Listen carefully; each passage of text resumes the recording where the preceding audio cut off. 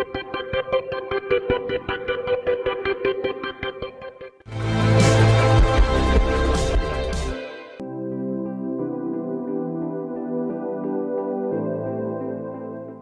వ్యక్తిని మనం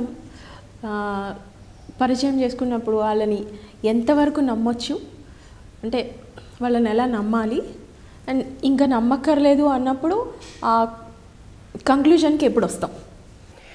హ్యూమన్ రిలేషన్స్లో అతిపెద్ద ఇంపార్టెంట్ ఈక్వేషన్ ఏదైనా ఉంది అంటే ఈ నమ్మకానికి సంబంధించిందే.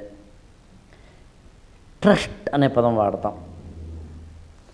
ఏ వ్యక్తినైనా ఎంతవరకు నమ్మాలి అంటే, నేనైతే పచ్చిగా నిక్కచ్చిగా హార్ష్గా చెప్పాలంటే అసలు ఎవరు నమ్మొద్దంట. నేను ఎవరిని నమ్మొద్దండి. మన ప్రపంచంలో ఎవరిని నమ్మొద్దు. ఇది మామూలుగా కొంచెం హార్ష్గా. ఎందుకు నమ్మొద్దు సార్ అనే దాని గురించి ఇక్కడికన్నా, నమ్మాల్సి వస్తే ఎంతవరకు నమ్మాలి, ఇంకేంటి నమ్మకలేదు, ఈడిని కానీ ఈమెని కానీ నమ్మక్కర్లేదు అంటే ఎక్కడ కట్ చేయాలి, లేదా ఎక్కడ మనం కన్క్లూషన్కి రావాలి. మీరు అడిగినట్టుగా మాట తప్పినప్పుడు అండి, అడుగు తడబడినప్పుడు అండి. అంటే ఏంటి? చాలా సింపుల్. మీరు ఒక వ్యక్తిని ఒక హెల్ప్ అడిగితే, ఫస్ట్ టైం అడిగారు, తర్వాత అన్నాడు, అయితే అందామే. సెకండ్ టైం అడిగారు, తర్వాత అందామే. మూడోసారి అడిగారు, తర్వాత అందామే. ఇంక అడగద్దు ఇంకా, అంతే. ఒక వ్యక్తిని ఇతను నాకు ఇంకా హెల్ప్ చేయడు అనడానికి 3 సార్ల కన్నా అవకాశం ఇవ్వాల్సిన అవసరం లేదు. తర్వాత ఇంకా ఎవరిని నమ్మక్కర్లేదు. తీయటి మాటలు మాట్లాడిన ఎవరిని నమ్మొద్దండి. మాట్లాడిన వారిని నమ్మద్దు. తీయటి మాటలు మాట్లాడేవారు నమ్మద్దు. ఖచ్చితంగా నిర్మోహమాటంగా మాట్లాడుతున్నారా లేదా అనే దాని గురించి పక్కన పెడదాం. కానీ తీయగా మాట్లాడే వారి మాటలు మాత్రం నమ్మద్దాం.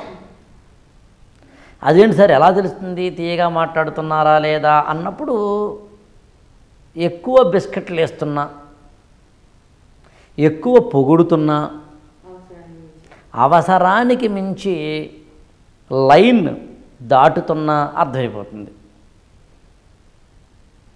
తర్వాత ఇంకొకటి వెరీ ఇంపార్టెంట్ పాయింట్ ఏంటంటే, మనము ఒక వ్యక్తిని మొదటి 3-4 పరిచయాల్లో, బ్రాడ్గా చెప్తాను, 3 పనులు చేస్తే నమ్మద్దు. ఒకటి, డబ్బుల వ్యవహారం మాట్లాడితే.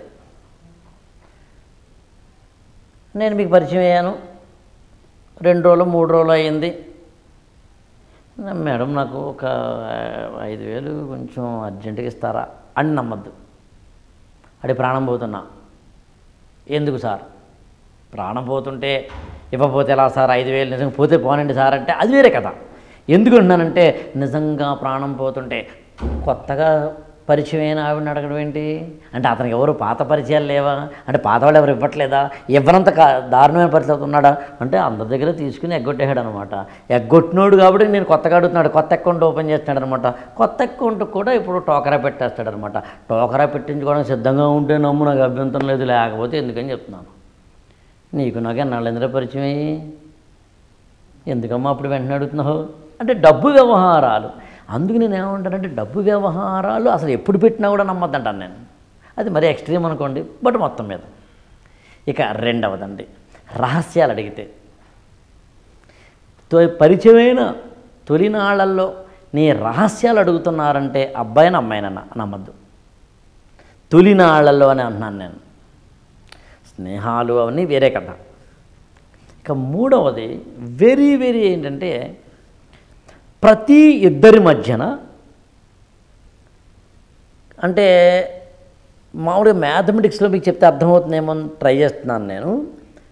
ఇంటర్జెక్షన్ అని ఉంటుందన్నమాట. అంటే ప్రతి ఇద్దరి మధ్యన కలిసి పని చేసే ఏరియా కొంత ఉంటుంది, కలిసి పని చేయని ఏరియా కొంత ఉంటుంది. మీకు పై డయాగ్రామ్ లాంటివి వేసినప్పుడు కలిసి పనిచేసే ఏరియా ఉంటుంది. ఇప్పుడు మీరు ఒక ఆఫీస్లో పనిచేస్తున్నారండి, మీ పక్కన ఒక ఆవిడ కూర్చుని ఉంది, మీ ఇద్దరి మధ్యన మాట్లాడుకునేవి ఏముంటాయి? ఆఫీస్ సంబంధించి ఉంటాయి. ఏమే ఆ ఫైల్ పంపించావా, లేదా ఏమంటే ఆ ఫైల్ పంపించారా, అంతే తప్ప మిగతావి కాదుగా.